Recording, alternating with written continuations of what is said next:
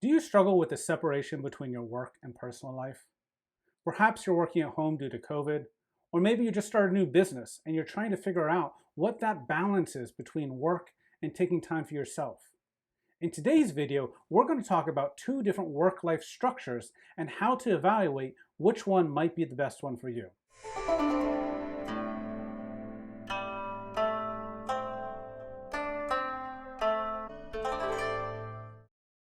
Welcome to the Mindful Productivity channel, where I teach you concepts, frameworks, and techniques to help you work more effectively on your most important goals. If you haven't subscribed yet, please click the big red subscribe button below. And be sure to click the bell to receive all the videos. So different people want different types of work-life balance. Unfortunately, what most of us do is we fall into a work-life balance structure. We don't make a deliberate decision on how to structure our work life and our personal life and how they integrate together. Today, I wanted to talk about two different ideas on how you can design your work-life balance. Not that one of them is right and one of them is wrong, but so you can make a deliberate choice on which one works for you. So the first one is a separated life. This is where we completely separate our personal life from the work life. For people who are used to working in an office, this is how their work life normally is.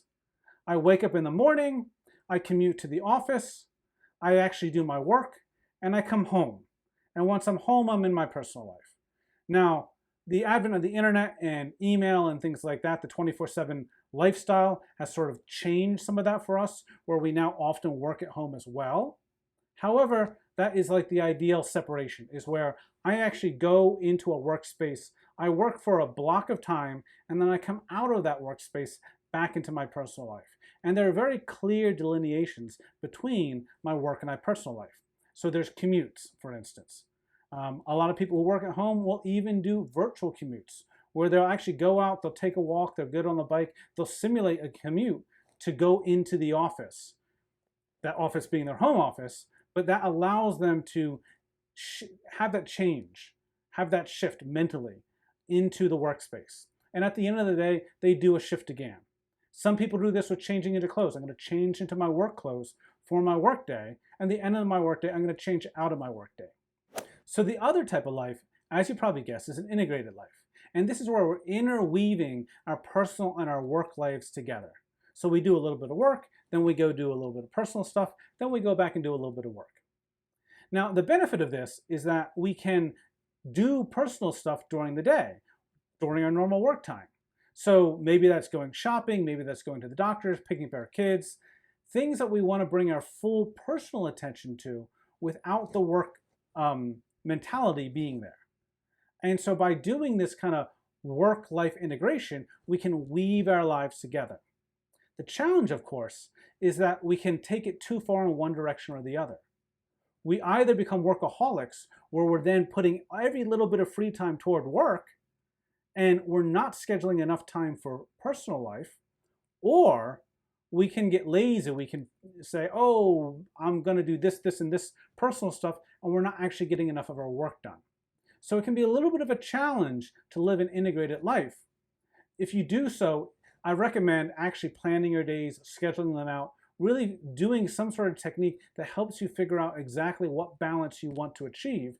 Decide that up front, so that way you can actually work toward that goal. Both a separated life and an integrated life are valid choices, right? And different people prefer one or the other. There is no one right way. Some people are more productive under one structure versus the other. If you find a structure more productive for you, then go with that structure. The thing that I think is important to think about is to do the design deliberately. Now, especially right now when we're all working at home, many of us have kind of fallen into the integrated work-life balance, right? And or integrated work-life structure. And maybe that's not the right structure for us. So I want you to take a step back and say, is that your ideal structure? And if not, can you create that separated structure while working at home? Can you create a separate space where you're going to go into that space at the start of your day, you're going to exit that space? Can you use clothing to change into a state and get out of that state? Can you communicate your boundaries with the other people in your household to say, these are the hours when I'm at work?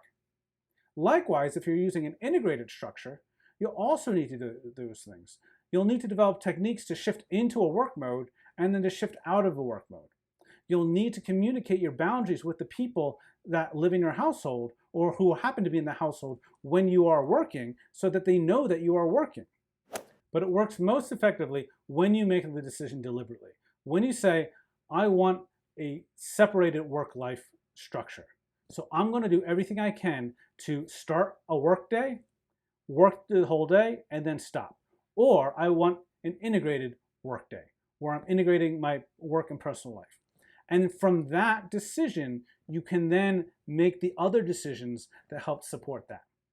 But if you're just doing it because it happened to you, because it's accidental, because you're not deliberately choosing your work-life structure, you're likely to be unsatisfied. So the question I have for you today is, what work-life structure is your ideal, and what steps can you take to make that happen? If you enjoyed this video, please like, comment, and share below. And if you haven't yet subscribed, click the big red subscribe button to receive more concepts, frameworks, and techniques for improving your productivity. Thanks, and have a productive day.